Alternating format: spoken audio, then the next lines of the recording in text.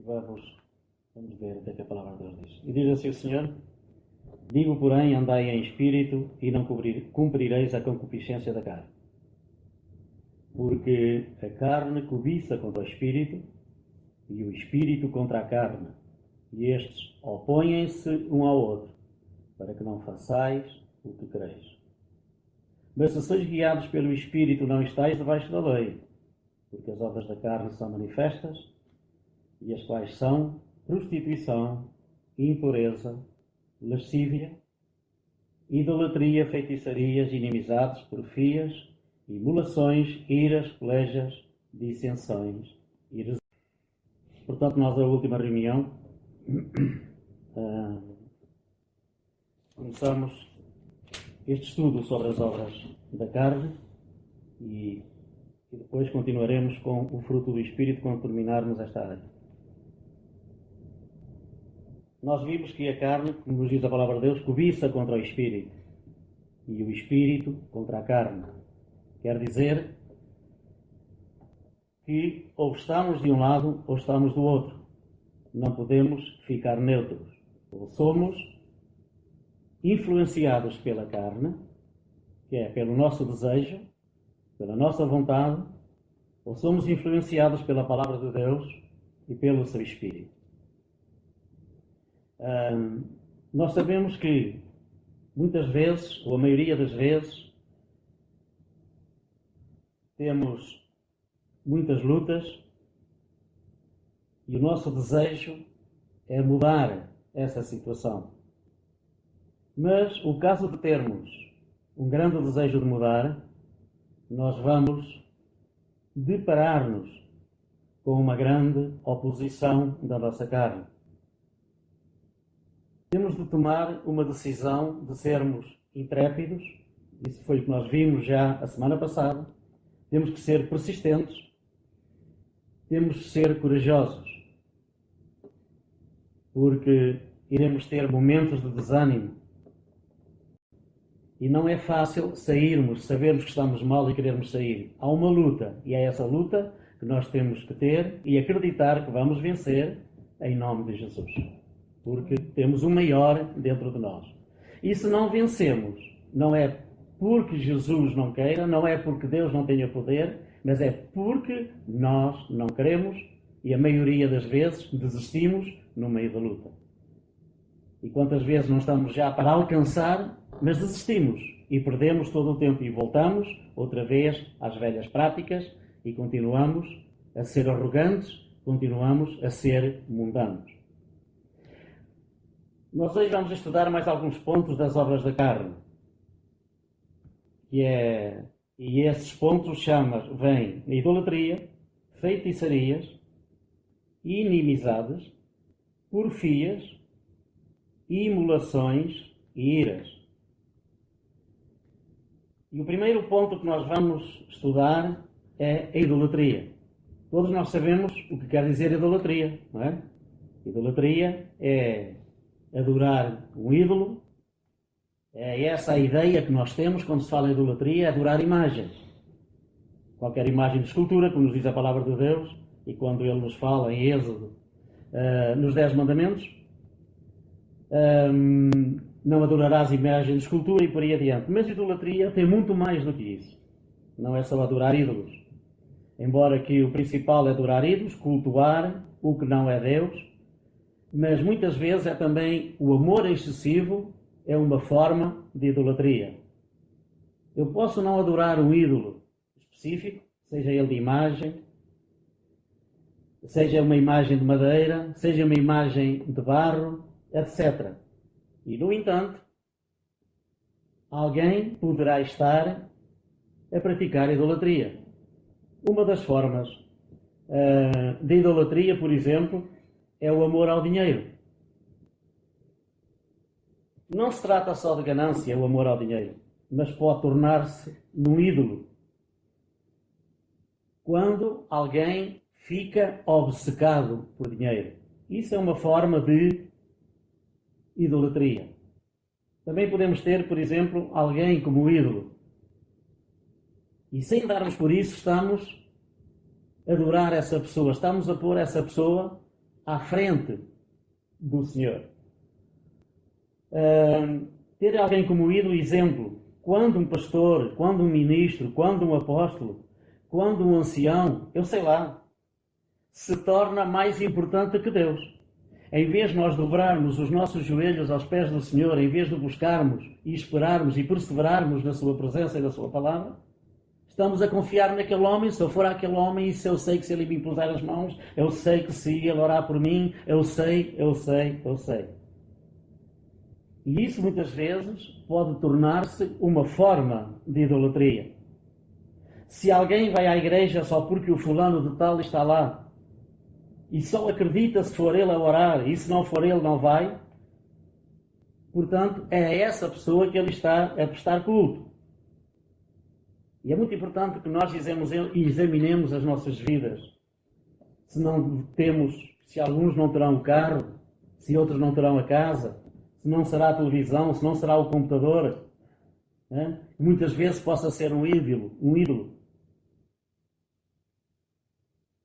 E poderá ser um ídolo porquê? Porque se calhar muitas vezes passamos ou perdemos mais tempo nessas coisas do que em estudar a palavra de Deus, louvar ao Senhor, adorar ao Senhor, orar ao Senhor. E é por essa razão que nós temos que ter muito e muito cuidado.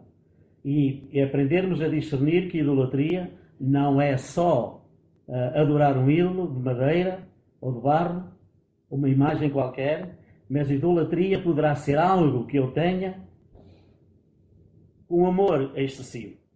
Isso é uma forma de idolatria. Nós temos outro ponto também que nos fala de quê? Feitiçaria, não é? Idolatria, feitiçaria. E todos nós sabemos o que é feitiçaria. Feitiçaria é pedir favores a espíritos malignos, não é? Alguém que vai a uma bruxa, alguém que vai a uma feiticeira, alguém que vai a uma vidente, isso é uma forma de feitiçaria. Vai pedir favores ao diabo. E o que é que acontece quando nós vamos pedir favores ao diabo? Além de não virmos com os nossos problemas resolvidos, ainda vem a pessoa que vai lá pedir favores, vai pagar muito caro. E isso já nós sabemos. Mas, não só. E nós poderemos ver com a palavra de Deus que feitiçaria não é só ir para pedir favores a alguém, a um servo de Satanás. Assim como nós somos servos de Deus, esses videntes, esses feiticeiros são servos do diabo. Existem pecados que para Deus são o mesmo que praticar o quê? A feitiçaria. Para Deus tem o mesmo valor como se nós fôssemos à feiticeira. E o cristão que não sabe pode estar a praticar a feitiçaria sem saber. Podemos abrir em Samuel capítulo 15, versículo 23. Porque a rebelião é como o pecado de feitiçaria, e a obstinação é como a idolatria, e culto a ídolos do lar. Visto que rejeitaste a palavra do Senhor, Ele também te rejeitou a ti, para que não sejas rei. Então disse Saul a Samuel: Pequei, pois transgredi o mandamento do Senhor e as tuas palavras, porque temi o povo e dei ouvidos à sua voz. Lê o versículo 22. Porém Samuel disse: Tem porventura o Senhor tanto prazer em holocaustos e sacrifícios, quanto em que se obedeça à sua palavra?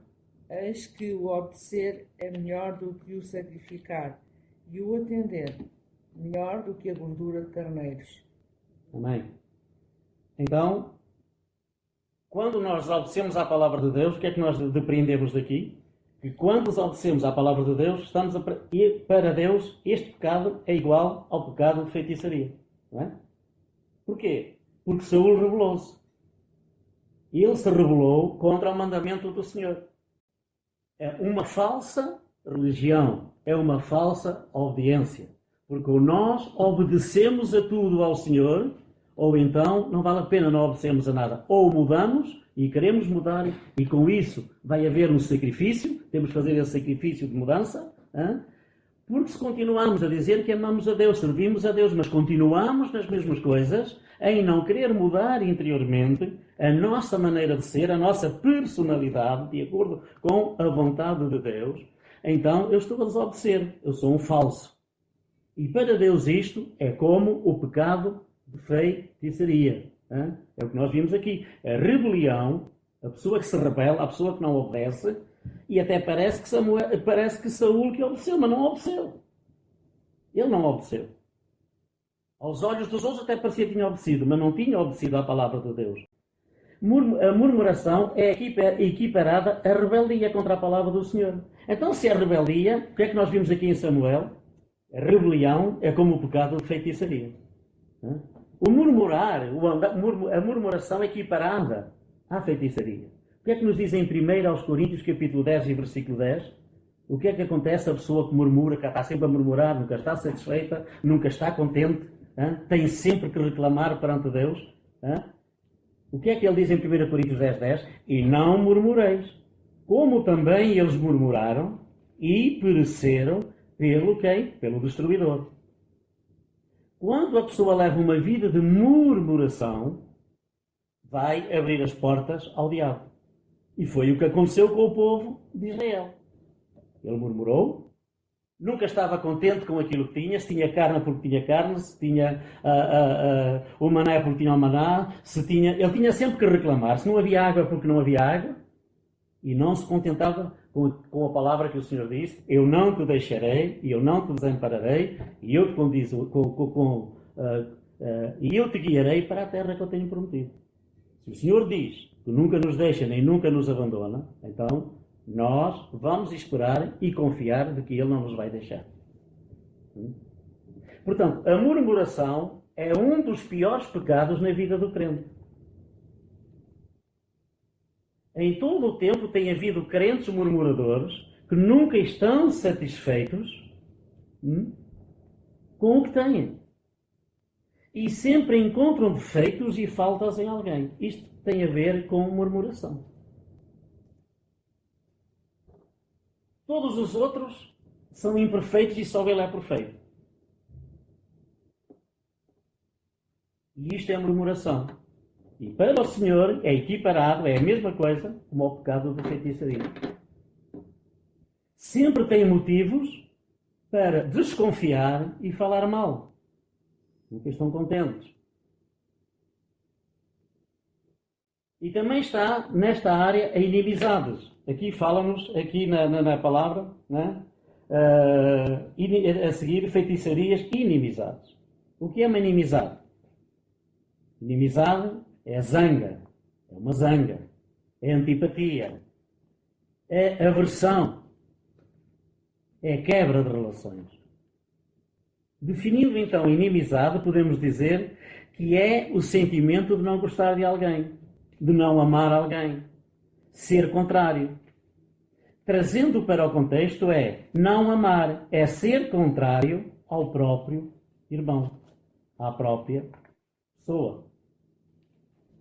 Sabemos pela palavra do Senhor que possuímos o mesmo Espírito e o mesmo Senhor. Efésios 4, capítulo 4 e versículo 4 e versículo 5. O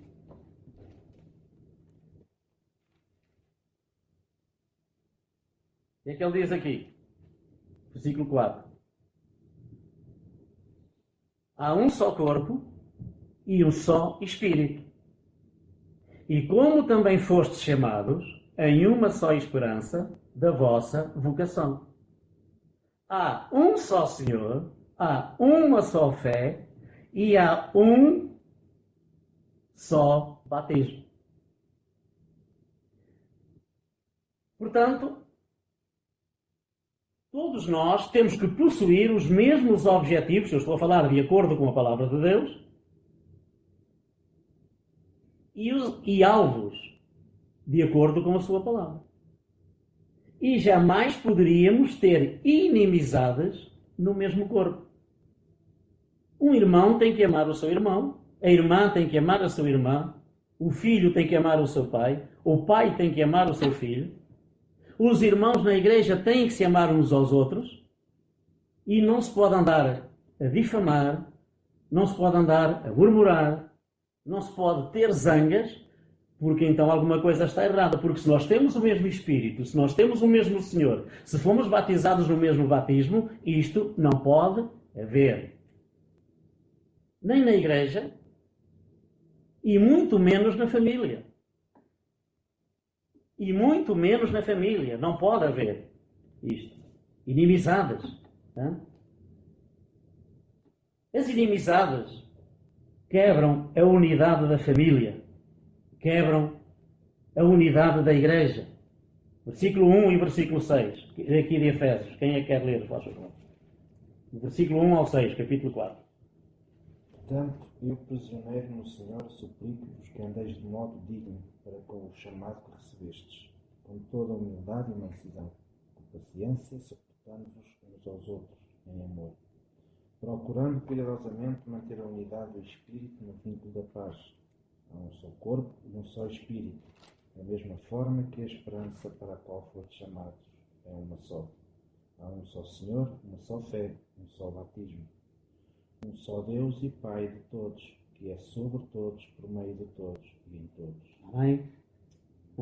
Há um só Deus e Pai. Eu não tenho um Deus, vocês não têm outro Deus, o outro não tem outro Deus, porque se fomos salvos pelo mesmo Senhor, se proclamamos que Cristo está no nosso coração, que eu aceitei como Senhor e Salvador, e se eu proclamo que o Espírito Santo está dentro de mim, então não pode haver divisão. Não pode haver desunião, não pode haver contendas, não pode haver porfias, não pode haver inimizades. Porque se as houver, então temos alguma coisa a estar mal.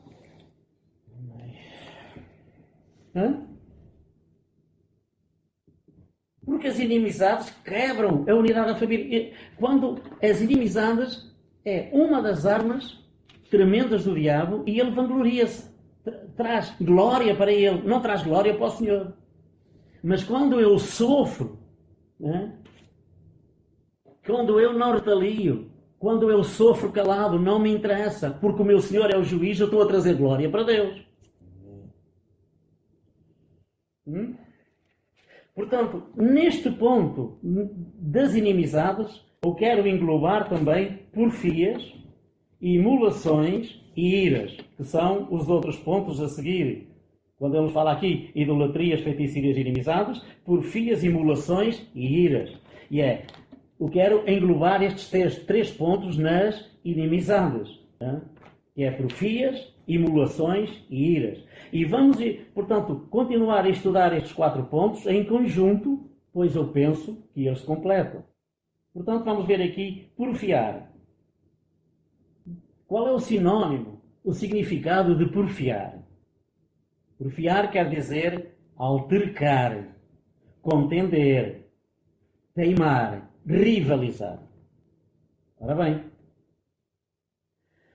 do mesmo modo que a inimizade, a porfia, enfraquece a unidade da família, a unidade da igreja, da maneira que ela enfraquece, também o nosso testemunho cristão é prejudicado.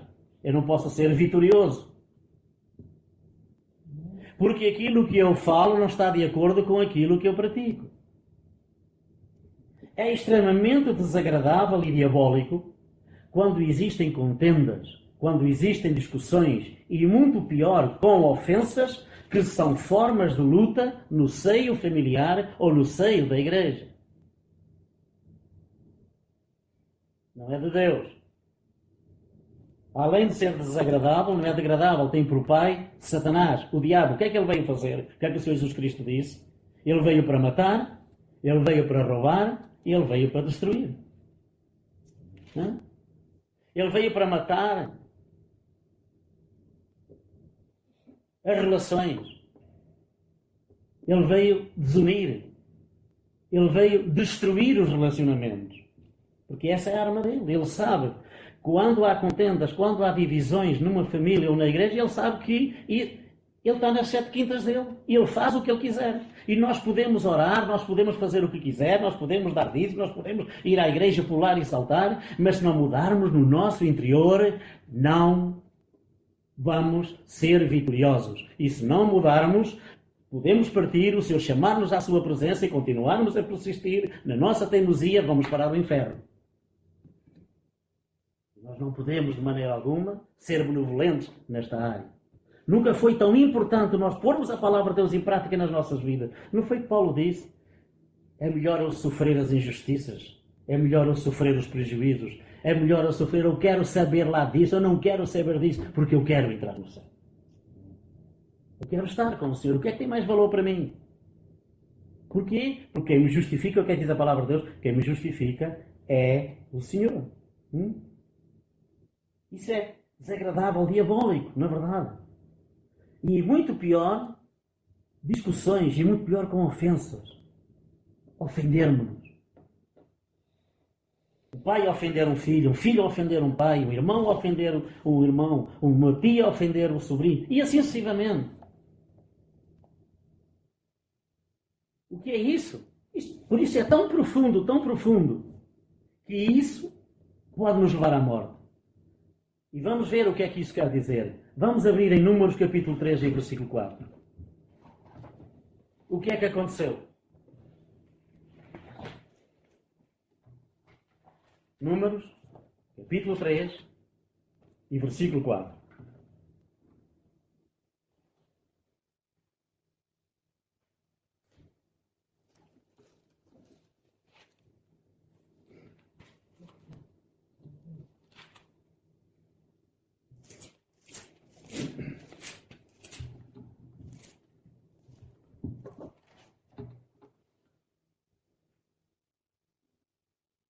Pode ler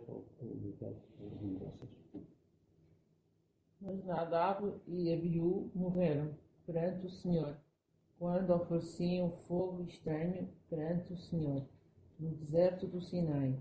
E não tiveram filhos, porém Eleazar e Itamar oficiaram como sacerdotes diante de Arão, seu pai. Amém. Mas o ponto que eu quero focar é aqui. Nadab e Abiú morreram perante o Senhor. Quando? Quando ofereceram fogo estranho perante o Senhor no deserto do Sinai. E agora, o que era esse fogo estranho?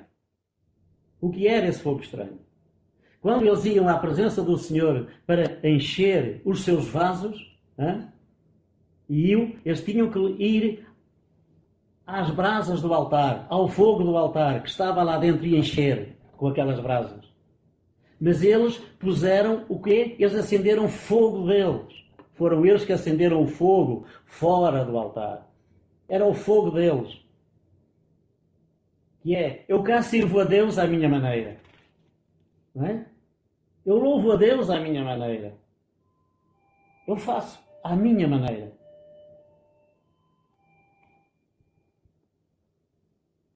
Fizeram as coisas à sua maneira. E é isso que nós temos de ter muito cuidado. E quando sabemos e que a palavra de Deus nos diz que nós temos que mudar, nós temos que decidir mudar mesmo. Podemos andar no erro durante um tempo, o Senhor vai protelando, mas até que há um dia que ele nos encosta contra a parede. Ou sim, ou sim. Né? Portanto, o fogo estranho tem a ver com louvamos a Deus exteriormente, né? Vamos à igreja, nós pulamos, nós saltamos, mas interiormente nós não estamos com ideias de mudar. Desobedecemos-lhe em tudo. Porque não nos humilhamos e nada fazemos para mudar. A primeira coisa que nós temos, a primeira vitória, é nós humilharmos-nos diante dele. Não é humilharmos diante de ninguém. Nós humildamos-nos. Humildar é diferente de humilhar. Humilhar, só nos devemos humilhar diante de Deus.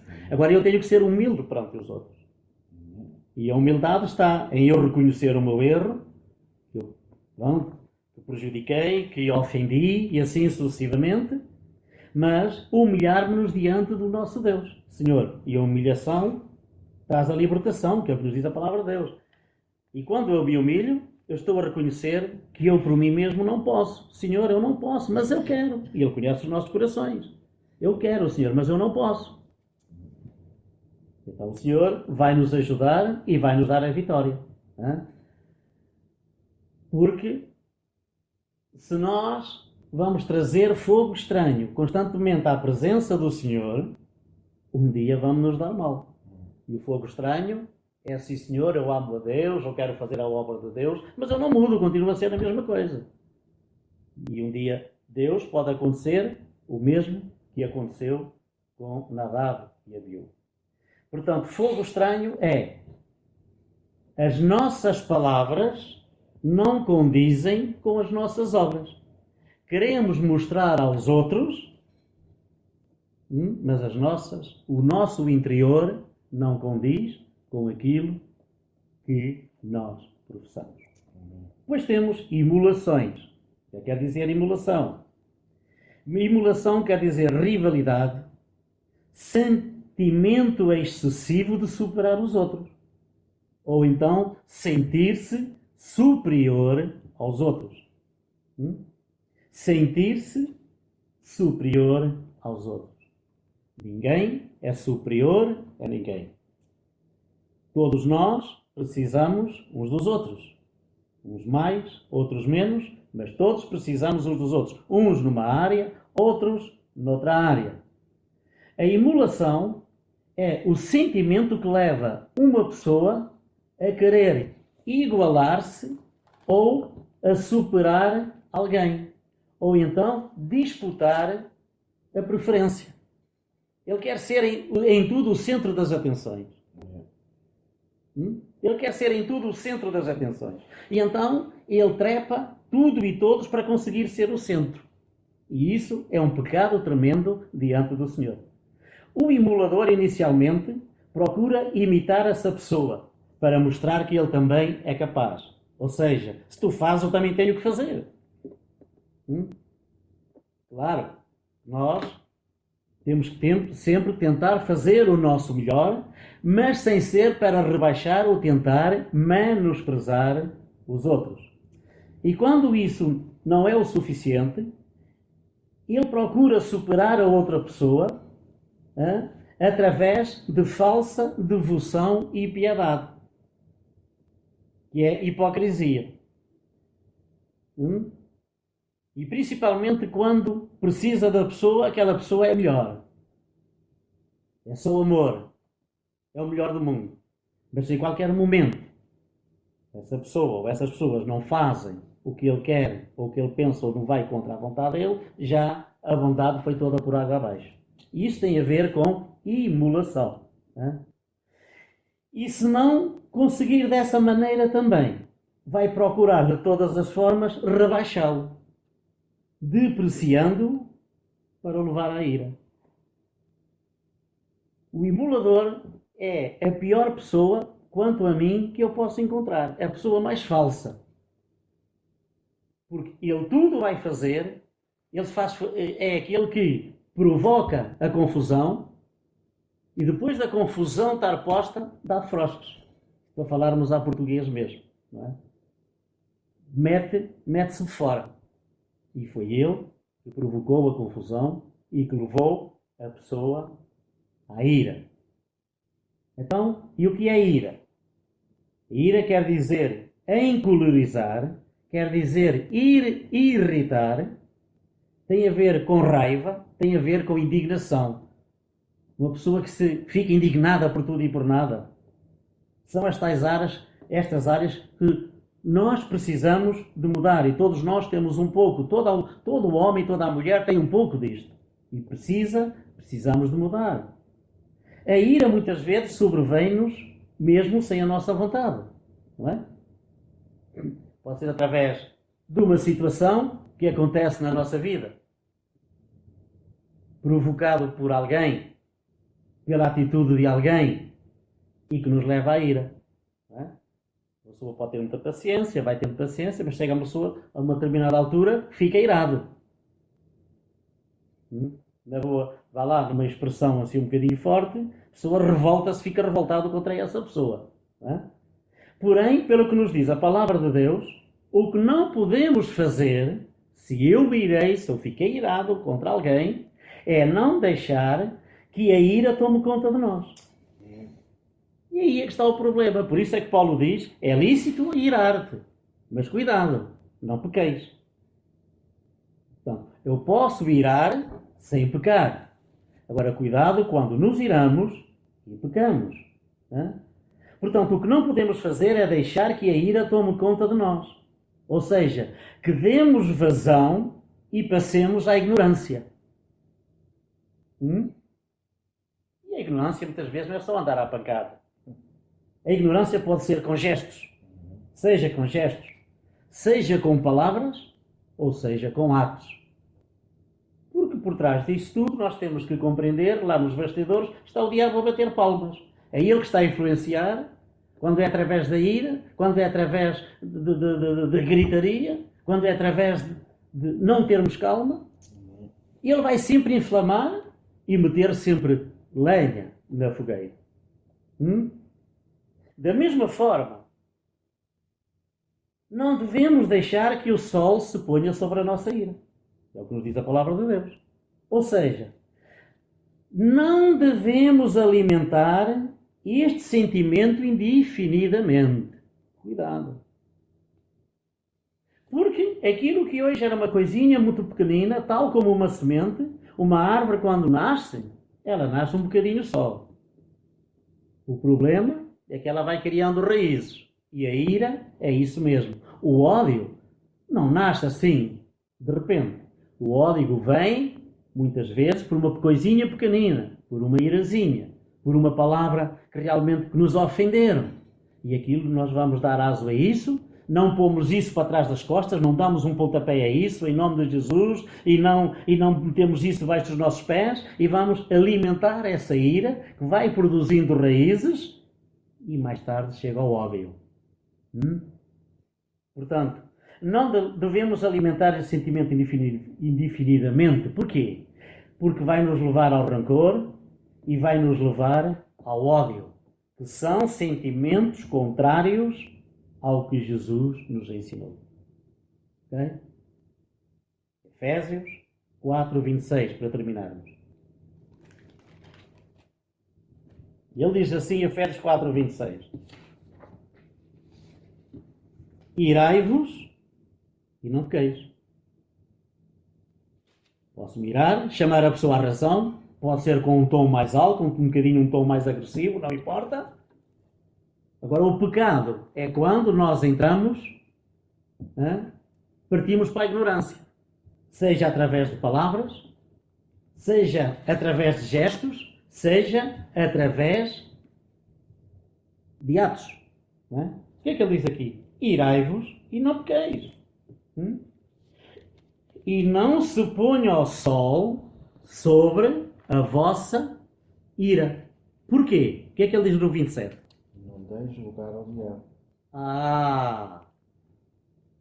O que é que ele quer dizer com isto? No momento em que eu não fecho a porta e deixo que a ira comece a tomar lugar em mim, eu estou a abrir a porta ao diabo. Eu estou a dar lugar ao diabo. Posso orar e dizer que não sei quê e fazer que não sei quê, mas não vai funcionar, antes pelo contrário, eu vou ficar pior, porque não temos autoridade para repreender Satanás. Satanás disse na nossa cara. E isso está ligado com o fogo estranho. Tudo isto que eu acabei de dizer aqui é fogo estranho trazido à presença de Deus. Dizemos que somos cristãos, dizemos que somos filhos de Deus, dizemos, Senhor, eu quero servir-te, eu estou aqui para fazer a tua obra, mas automaticamente nós não mudamos. E isso é trazer fogo estranho ao Senhor. E se nós não mudarmos, se nós decididamente não dissermos, Senhor, eu quero ser totalmente como tu queres que eu seja, fere-me, faz aquilo que tu quiseres, mas eu quero mudar, eu quero, na verdade, fazer a tua obra. Porque se eu, para fazer a obra, então o Senhor vai ver se eu quero mesmo fazer a obra ou se é só goela. Porque ao fazer a obra, eu estou disposto a fazer o sacrifício, é deixar aquilo que eu sei que Deus abomina, é deixar aquilo que eu sei que Deus não quer. Porque, como diz um ditado do povo e bem verdade, que palavras levas o vento. E o Senhor, farto de palavras, está Ele. O Senhor quer ver a ação em cada um de nós. Ninguém é perfeito, é verdade. Nós muitas vezes dizemos, e é verdade, ninguém é perfeito. Ninguém é perfeito. Mas também estamos a caminhar para a perfeição. É claro que nós vamos ser perfeitos só um dia quando chegarmos ao céu. Mas também não vamos deixar que a nossa imperfeição nos afaste do céu. Porque eu não sou perfeito, eu sou imperfeito, mas é através da minha imperfeição que eu a coloco todos os dias aos pés da cruz, que eu te peço, Senhor, eis-me aqui, eu coloco hoje o meu dia, Senhor, eu coloco hoje a minha gritaria, eu coloco hoje a minha falsidade, eu coloco hoje, Senhor, a minha ira, eu coloco hoje a minha maledicência, eu coloco aos pés da cruz hoje, Senhor. Porque eu quero deixar isso tudo. Eu quero, na verdade, Senhor, ser um exemplo para os outros. Eu quero, na verdade, Senhor, falar menos, mas os outros verem pelas minhas obras, pelas minhas ações, que Cristo está em mim. Que Cristo é o Senhor da minha vida. E por isso, Ele deixou-nos a sua palavra, Ele deixou-nos a armadura do Espírito, Ele deixou-nos isso tudo para que nós, na verdade, possamos ser o exemplo para este mundo perdido. E se nós vamos ser igual aos outros e fazer o mesmo que o mundo faz, então não somos filhos de Deus. Então o Espírito do Senhor não está em nós. Vamos ter um momento de fraqueza? Vamos, sim, Senhor. Vamos, sim, Senhor. Mas também uma coisa é certa. Vamos ter esse momento de fraqueza. Mas também temos o Espírito de Deus que nos vai levantar e para nos dar a sua força e para nós concretizarmos aquilo que Deus tem preparado para nós. E se nós, na verdade, como alguém disse, é verdade,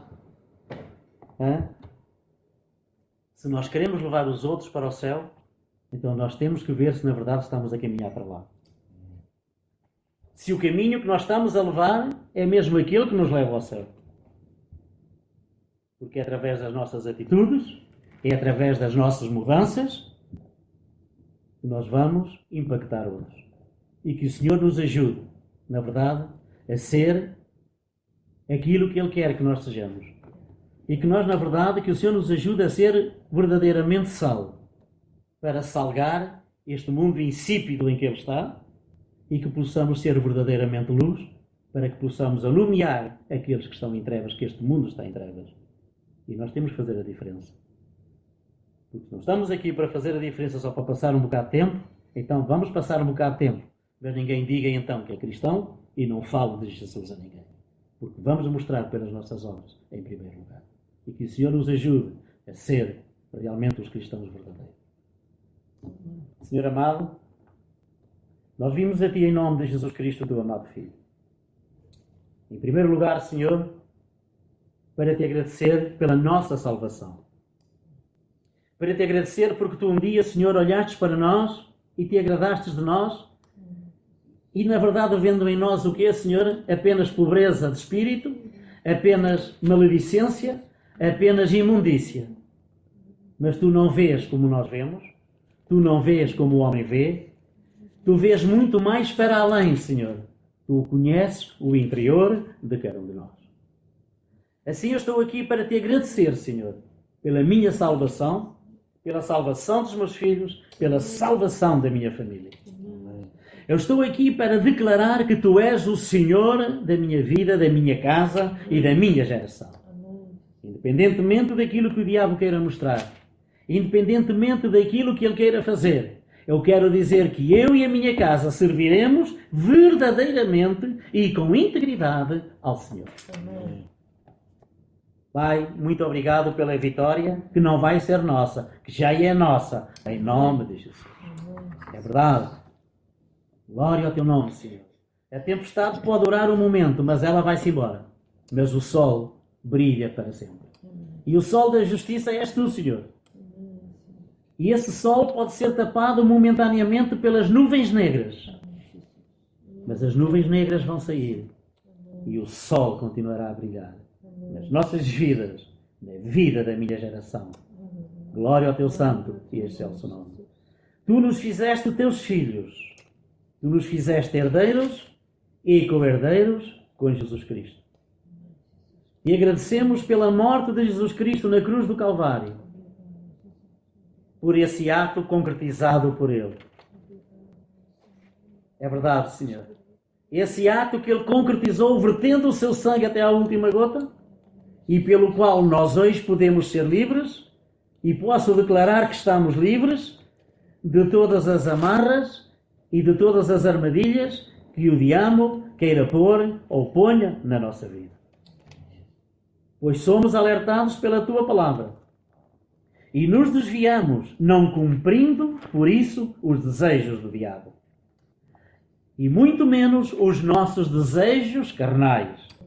E carne é tudo aquilo que é contrário à Tua palavra, ao Teu Espírito. Senhor, porque por intermédio da Tua palavra e pelo poder do Espírito Santo em nós, venceremos todas as tentações em nome de Jesus Cristo.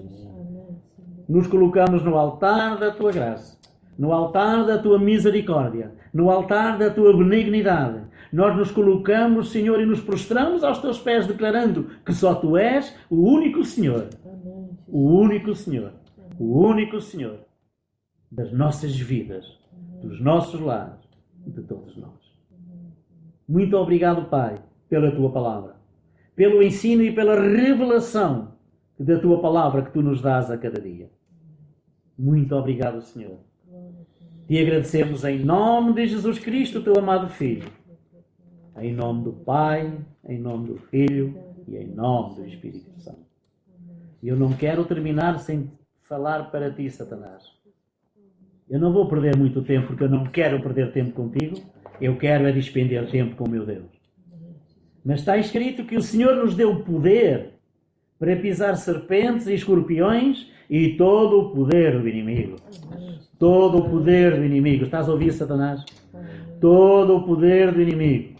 Está escrito também que Ele é o cabeça da igreja e que nós somos o seu corpo e que o Senhor pôs tudo debaixo dos seus pés e nós somos os pés de Jesus. Então tu estás debaixo dos nossos pés em nome de Jesus. Nós somos o corpo de Cristo. Nós somos os pés de Cristo. Ele é a cabeça que é a autoridade. E como pés, como o corpo de Cristo, tu estás debaixo dos nossos pés, todas as tuas manobras, todo o teu poder maléfico de destruição, de desunião, de podridão, estão debaixo, neste momento, dos nossos pés. E todos os teus demónios, todas as pessoas, todas as palavras que possam proferir contra nós, contra a minha geração, caem por terra, são pisadas aos nossos pés, em nome de Jesus. Porque está escrito que se o Filho vos libertar, verdadeiramente sereis livres. E nós estamos livres e não nos vamos sujeitar mais às tuas amarras, Satanás, em nome de Jesus. Nós estamos aqui para fazer, para completar a obra de Deus nas nossas vidas e queremos ser esse exemplo e ser esse sal e ser essa luz para que milhões de milhões, hoje, nestes tempos difíceis, venham aos pés de Jesus. Está escrito que a glória do último templo será muito maior que a primeira. É verdade. Mas esse templo, sabes quem é, Satanás? Somos nós. Nós somos o templo de Deus. E quando o Senhor estava a referir-se a cada um de nós nestes tempos de adversidade, nestes tempos de decadência, mas o Senhor diz que no seu templo, que somos nós, Ele iria fazer uma obra tal que tudo ao nosso redor iria dobrar os seus joelhos ao nome de Jesus. Aleluia. Glória ao teu nome, Senhor. Obrigado. Nós somos esse templo. Nós somos o templo da última geração. Não é um templo de homens. Muitos estão a proclamar que é a glória do último templo, que é o templo de pedras. Mas não é esse templo. É agora. O templo é a Igreja de Cristo. E a Igreja de Cristo está em vários sítios, está em tanto lugar. A Igreja de Cristo é cada um de nós. É aquele que quer obedecer ao Senhor. E nós somos o templo de Cristo.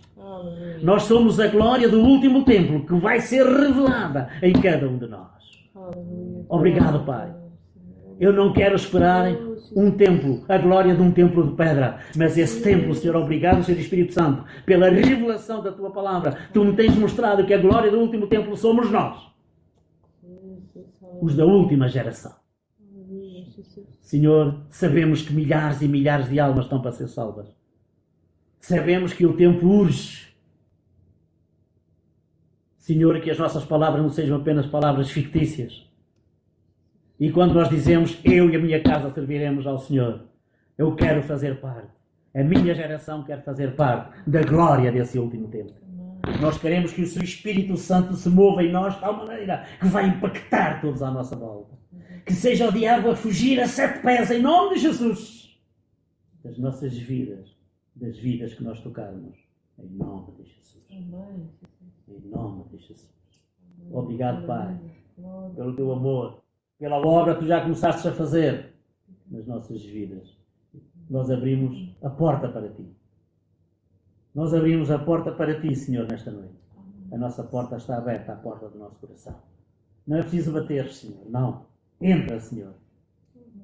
Arruma o que tiveres que arrumar. Queima aquilo que tiveres que queimar. Deita fora o que tiveres que deitar fora. Mas nós queremos lugar para ti, Senhor. Amém. Nós queremos que tu te sintas bem. Nós queremos que tu sejas o centro das nossas vidas. Nós queremos que tu sejas o centro do nosso coração. Obrigado, Pai. Obrigado, Senhor Espírito Santo. Obrigado, Senhor, pela tua unção, pelo teu poder, pela tua alegria, pelo teu gozo. E agradeço-te em nome de Jesus Cristo, teu amado Filho, para a tua glória. Amém. E vamos ver até que a palavra de Deus diz. E diz assim o Senhor: digo, porém, andai em espírito e não cumprireis a concupiscência da carne. Porque a carne cobiça contra o espírito e o espírito contra a carne. E estes opõem-se um ao outro, para que não façais o que quereis. Mas se sois guiados pelo espírito, não estáis debaixo da lei, porque as obras da carne são manifestas, e as quais são prostituição, impureza, lascívia, idolatria, feitiçarias, inimizades, porfias, emulações, iras, pelejas, dissensões, heresias. Portanto, nós, na última reunião, começamos este estudo sobre as obras da carne e depois continuaremos com o fruto do Espírito quando terminarmos esta área. Nós vimos que a carne, como nos diz a palavra de Deus, cobiça contra o Espírito e o Espírito contra a carne. Quer dizer que ou estamos de um lado ou estamos do outro. Não podemos ficar neutros. Ou somos influenciados pela carne, que é pelo nosso desejo, pela nossa vontade, ou somos influenciados pela palavra de Deus e pelo seu Espírito. Nós sabemos que muitas vezes, ou a maioria das vezes, temos muitas lutas e o nosso desejo é mudar essa situação. Mas o caso de termos um grande desejo de mudar, nós vamos deparar-nos com uma grande oposição da nossa carne. Temos de tomar uma decisão de sermos intrépidos, isso foi o que nós vimos já a semana passada. Temos que ser persistentes, temos que ser corajosos, porque iremos ter momentos de desânimo. E não é fácil sairmos, sabermos que estamos mal e querermos sair. Há uma luta, e é essa luta que nós temos que ter e acreditar que vamos vencer